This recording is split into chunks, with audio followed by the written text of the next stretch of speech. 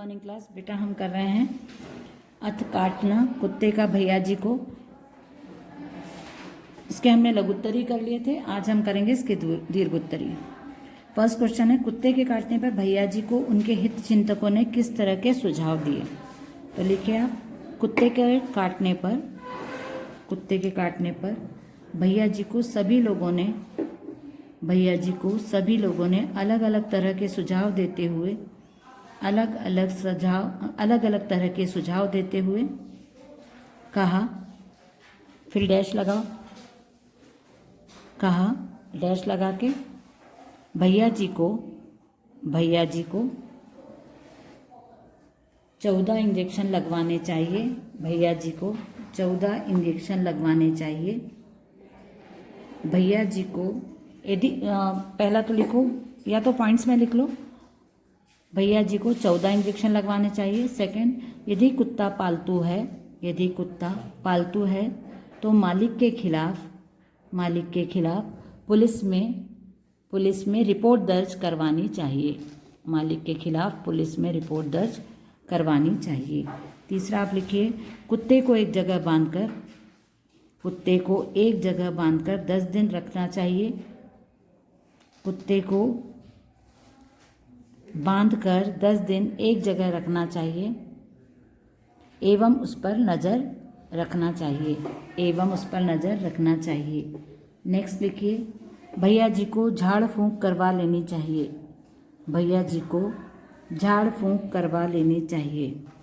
Next है, भैया जी को 10 कुएं में झांकना चाहिए। इसके आगे लिखे, भैया जी को 3000 का एक इंजेक्शन लगवा लेना चाहिए। भैया जी को 3000 वाला एक इंजेक्शन, 3000 वाला नहीं, 3000 का एक इंजेक्शन लगवा लेना चाहिए। तो ये आपका लगवा लेना चाहिए। उसके बाद लिखो, इस प्रकार भैया जी के हित चिंतकों ने इलाज के लिए अलग अलग सुझाव देते हुए भैया जी के प्रति सहानुभूति एवं प्रेम प्रकट किया। सेकंड वाला है, कुत्ते की उस मानसिक स्थिति का वर्णन कीजिए जिससे उत्तेजित होकर उसने भैया जी को काटने का निश्चय किया। ये मैंने लास्ट ईयर ओमिट करवा दिया था, आपको भी मैं ओमिट करवा रही हूँ। लेकिन फिर भी यदि आपकी बहुत ज़्यादा पढ़ने की इच्छा हो या आपको ऐसा लगे कि ओमिट क्यों करवा रही हैं, तो मैं आपको बता देती हूँ। इसका आंसर है पेज नंबर 74 पे पैराग्राफ नंबर 2, ये वाला जो पैराग्राफ है, इसको आप रीड करोगे ना तो कुत्ते की मानसिक स्थिति हम नहीं बता सकते, हम वहाँ थे भी नहीं, है ना। तो ये क्वेश्चन का आंसर लिखना मेरे हिसाब से बिल्कुल औचित्यपूर्ण नहीं रहेगा, सही नहीं रहेगा। लेकिन फिर भी मैं आपको बता देती हूँ, बहुत सारे लोगों के मन में डाउट हो जाएगा कि मनीषा मैम ने तो कटवा दिया, है ना। तो इसलिए मैं आपको बता देती हूँ कि ये पेज नंबर 74 पे आप सेकंड पैराग्राफ पढ़ोगे। प्रश्न उठता है कि आखिर भैया जी को कुत्ते ने क्यों काटा। यहाँ से बताया गया है कि भैया जी जब बहुत सफ़ेद कपड़ों में और छोटे लोगों की बस्ती में से निकलते हैं या कहीं प्रोग्राम में जाते हैं, तो वो कुत्ता देख के चिढ़ जाता है कि ये बहुत अमीर लोग हैं और ये सब अपना प्रदर्शन करने के लिए, अपनी अमीरी का प्रदर्शन करने के लिए हमारी छोटे लोगों की बस्ती में से निकलते हैं, लेकिन हमारे लिए कुछ करते नहीं हैं। ये इतने बार हमको देखते हैं, हमारी परिस्थिति समझते हैं, लेकिन फिर भी इनके मन में कभी हमारे लिए कुछ करने की भावना नहीं आई है। इसलिए वो कुत्ता चिढ़ के कि हमारे गली में से निकलो भी मत, इसलिए वो उनको काट लेता है। उसकी मानसिक स्थिति मतलब वो अपने आप को बहुत छोटा और बहुत अपमानित महसूस करता है, इसलिए अपना गुस्सा और अपमान निकालने के लिए वो भैया जी को काट लेता है। तो ये इस पैराग्राफ में पूरा है, आप पढ़ोगे तो आपको आंसर मिल जाएगा। थर्ड क्वेश्चन है, प्रस्तुत व्यंग्य के माध्यम से लेखक साहित्यकारों को क्या संदेश देना चाहते हैं।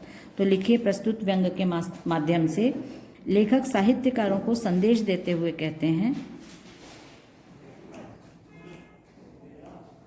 लेखक साहित्यकारों को संदेश देते हुए कहते हैं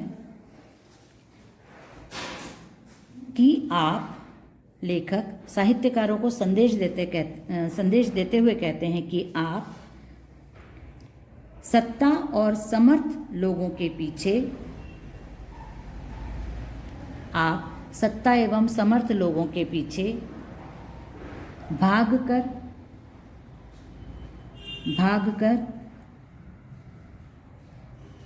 साहित्य रचना मत कीजिए, साहित्य रचना मत कीजिए। आप झूठे सम्मान की प्राप्ति के लिए, आप झूठे सम्मान की प्राप्ति के लिए अपने साहित्य रचना के गुणों को नष्ट कर रहे हैं।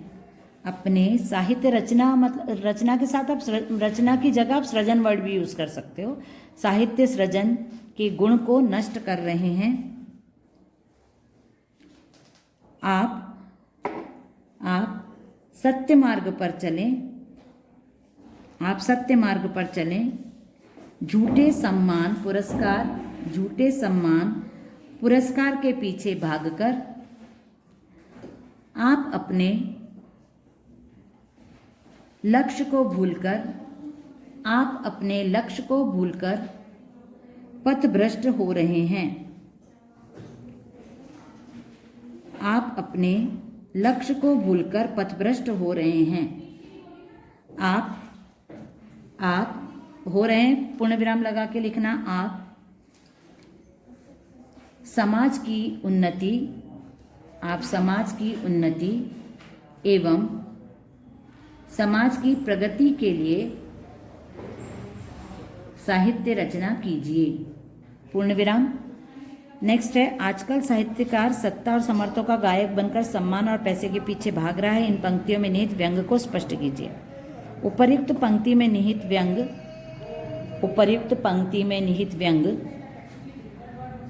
को स्पष्ट करते हुए यह भाव व्यक्त किया गया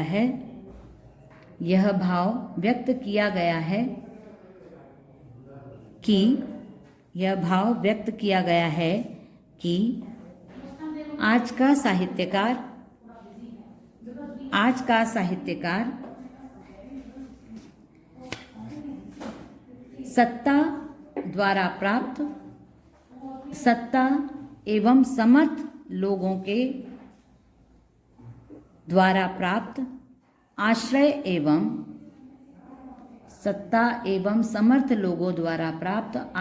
एवं पुरस्कार प्राप्ति द्वारा अपना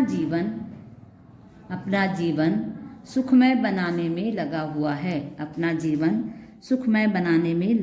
है।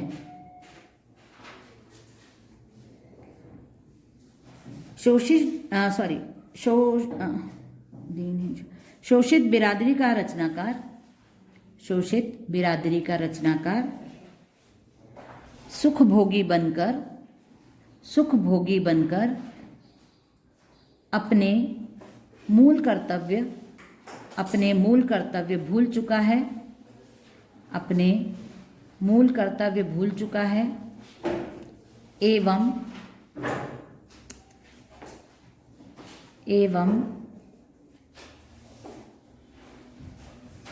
एवं समाज के लिए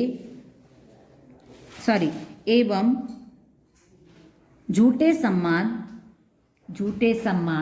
पुरस्कार एवं प्रतिष्ठा की प्राप्ति के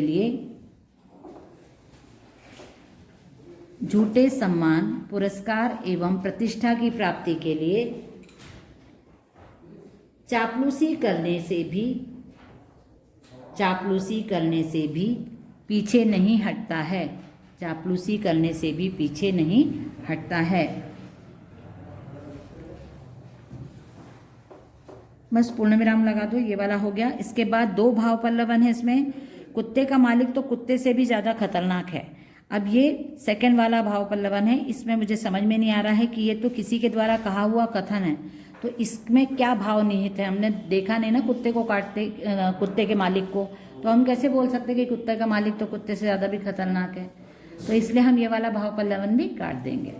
हम पहला वाला भाव पल्लवन करेंगे, हिंदुस्तान में दूसरों की समस्या या तकलीफ दूर करने के लिए हर व्यक्ति ज्ञानी होता है। तो इसको लिख लीजिए, उपर्युक्त पंक्ति से स्पष्ट है, उपर्युक्त पंक्ति से स्पष्ट है कि हमारे देश में भावनाओं को महत्व अधिक दिया जाता है, भावनाओं को महत्व अधिक दिया जाता है क्योंकि हम सभी भावनात्मक रूप से एक दूसरे से जुड़े होते हैं, भावनात्मक रूप से एक दूसरे से जुड़े होते हैं। हमारे देश में प्रत्येक व्यक्ति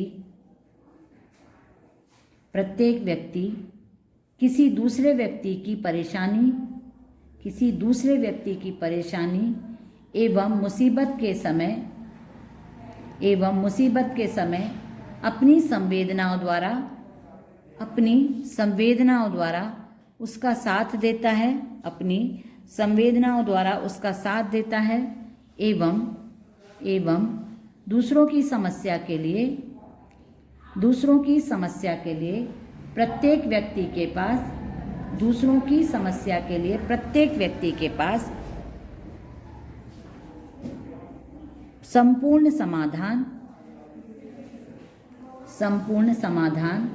एवं ज्ञान उपलब्ध होता है, संपूर्ण समाधान एवं ज्ञान उपलब्ध होता है। यद्यपि, होता है के बाद पूर्ण विराम लगाना, फिर लिखना यद्यपि दुख एवं परेशानियां सभी के जीवन का हिस्सा होती हैं, यद्यपि दुख एवं परेशानियां सभी के जीवन का हिस्सा होती हैं, किंतु फिर भी दूसरों की परेशानी का हल एवं समाधान प्रत्येक व्यक्ति करने को तत्पर रहता है। ये हमारा चैप्टर खत्म हो गया बेटा। नेक्स्ट चैप्टर हम नेक्स्ट क्लास में हम इसके जो भाषा अध्ययन है ना वो कंप्लीट कर लेंगे। ये पूरा मैं आपको कल एक्सप्लेन कर दूंगी नेक्स्ट क्लास में, तो आप अपनी बुक में लिख लेना, ठीक है। चलिए, ओके, बाय एवरीवन।